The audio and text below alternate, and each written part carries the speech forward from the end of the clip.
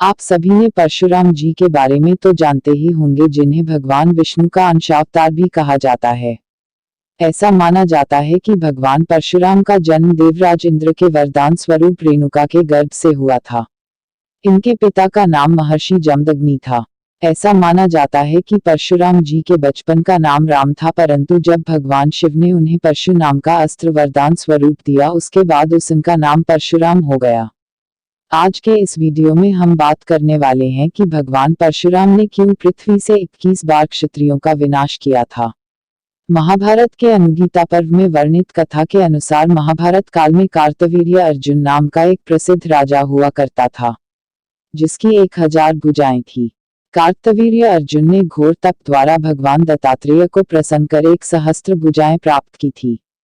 उसके बाद उसे सहस्त्रार्जुन के नाम से जाना जाने लगा। भगवान दत्तात्रेय से 1000 भुजाओं का वरदान मिलने के बाद कार्तवीर्य अर्जुन ने केवल धनुष बाण की सहायता से संपूर्ण पृथ्वी को अपने अधिकार में कर लिया। एक दिन की बात है, राजा कार्तवीर्य शिकार करने के उद्देश्य से समुद्र के किनारे पहुंचा, परंतु वहां पहुंचकर उसने अपने बल के घमंड में आकर सैकड़ों बाणों की वर्षा समुद्र पर करने लगा, जिसकी वजह से समुद्र के प्राणी लहूलुहान होकर मृत्यु को प्राप्त करने लगे।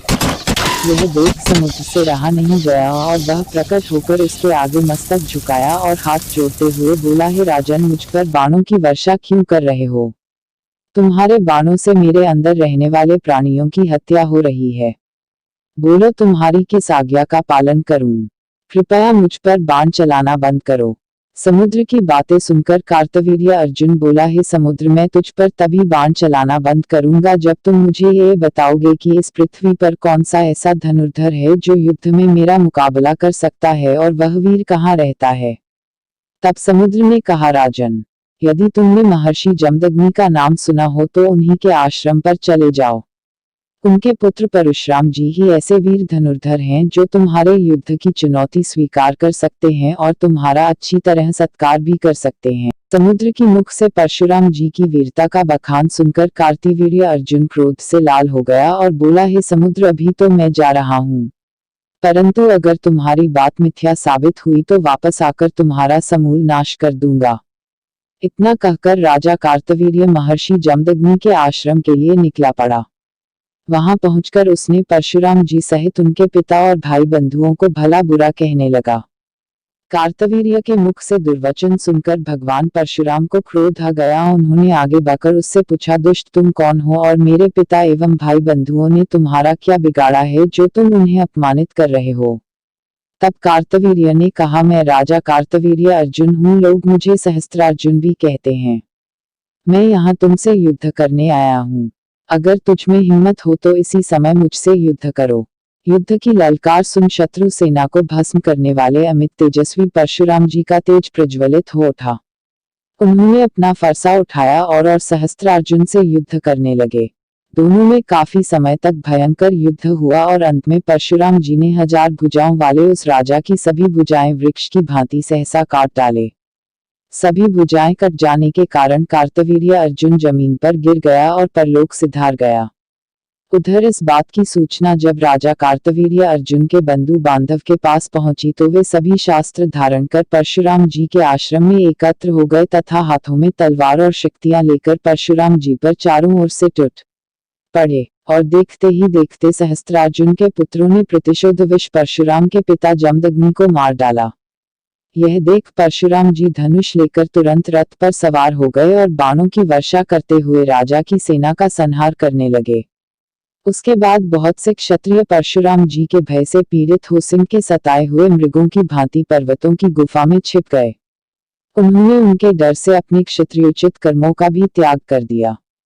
बहुत दिनों तक ब्राह्मणों का दर्शन न कर सकने के कारण वे धीरे धीरे अपने कर्म भूलकर शूद्र हो गए। इस प्रकार द्रविड़, आमिर, पुंड्र और शबरों के सहवास में रहकर वे क्षत्रिय होते हुए भी धर्म त्याग के कारण शूद्र की अवस्था में पहुंच गए। तत्पश्चात क्षत्रिय वीरों के मारे जाने पर ब्राह्मणों ने उनकी स्त्रियों से नियोग की विधि के अनुसार पुत्र उत्पन्न किए, किंतु उन्हें भी बड़े होने पर परशुराम जी ने फरसे से काट डाला।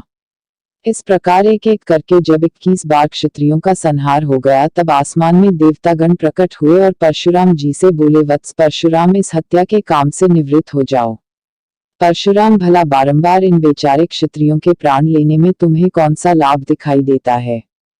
फिर पितरों ने उन्हें समझाते हुए कहा, महाभाग यह काम छोड़ दो, क्षत्रियों को न मारो। तब परशुराम जी ने कहा, हे पुण्यात्माओं, इन्होंने छलपूर्वक मेरे महात्मा पिता की हत्या की है, इन्हें मैं कैसे छोड़ सकता हूँ। कृपया आप सभी अपने अपने धाम को लौट जाएं और मुझे अपना काम करने दें। तब पितर बोले, हे वत्स, तुम तो विजय पाने वालों में श्रेष्ठ हो। बेचारे इन क्षत्रियों को मारना ना तो तुम्हें शोभा देता है और ना ही यह तुम्हारे योग्य है, क्योंकि तुम ब्राह्मण हो, अतः तुम्हारे हाथ से राजाओं का वध होना उचित नहीं है। इसलिए हम सब की बात मान लो और इन क्षत्रियों का वध करना बंद करो। इस तरह देवताओं और पितरों के बार बार समझाने पर जब परशुराम जी का क्रोध शांत हुआ तो उन्होंने उन सभी को भरोसा दिलाया कि आज के बाद से वह क्षत्रियों पर कभी भी शास्त्र नहीं उठाएंगे। यह सुन देवताओं और पितरों ने उन पर पुष्पों की वर्षा की और फिर अपने धाम को लौट